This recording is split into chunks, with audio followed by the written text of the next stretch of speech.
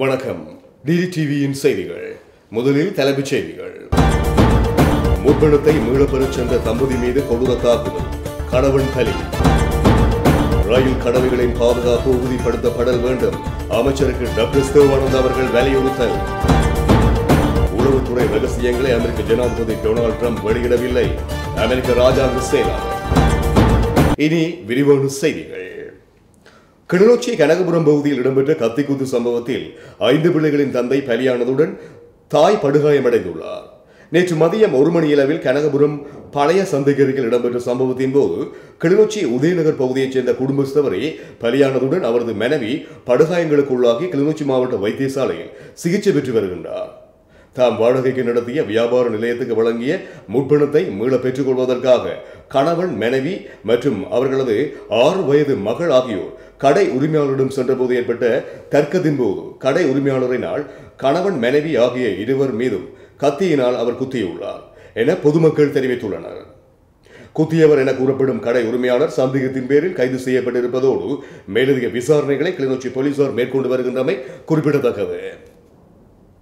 வடக்கு மாகாணத்துக்கான பாதுகாப்பற்ற ரயில் கடவைகள் குறித்து உடனடி அவதானம் செலுத்தப்பட்டு அவை பாதுகாப்பான கடவைகளாக மாற்றப்பட வேண்டும் என நாடாளுமன்ற உறுப்பினர் டக்ளஸ் தேவானந்தா போக்குவரத்து அமைச்சர் நிமால் சிறிபாலடி சில்வாவிடம் வலியுறுத்தியுள்ளார்.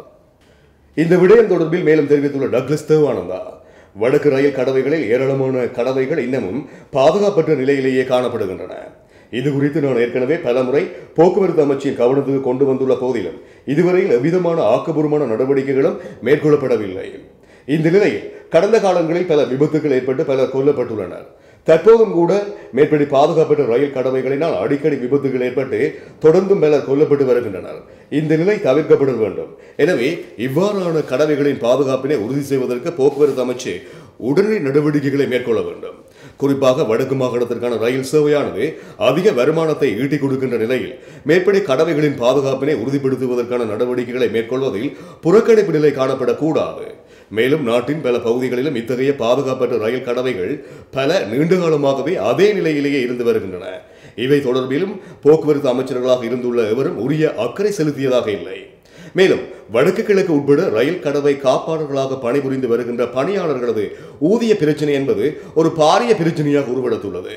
இது குறித்தும் போக்குவரத்து அமைச்சு உரிய நடவடிக்கை எடுத்து உடனடியாக அவர்களது ஊதிய பிரச்சனையை தீர்க்க முன்வர வேண்டும் என நாடாளுமன்ற உறுப்பினர் டக்ளஸ் தேவானந்தா போக்குவரத்து அமைச்சர் நிமால் சிறிபாலடி சில்வாவிடம் வலியுறுத்தியுள்ளமை குறிப்பிடத்தக்கது.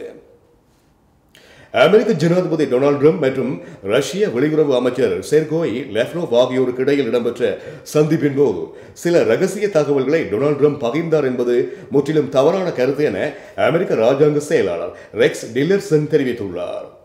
ISIS தீவிரவாதிகள், ராணுவ நடவடிக்கைகள் மற்றும் ஏனைய முக்கிய நடவடிக்கைகள் தொடர்பான முக்கிய தகவல்களை டொனால்ட் ட்ரம்ப் செர்கேய் லெவ்ரோவுடன் பகிர்ந்தார் என தெரிவிக்கப்பட்டதை தொடர்ந்து அவர் இவ்வாறு நேற்று முன்தினம் தெரிவித்தார்.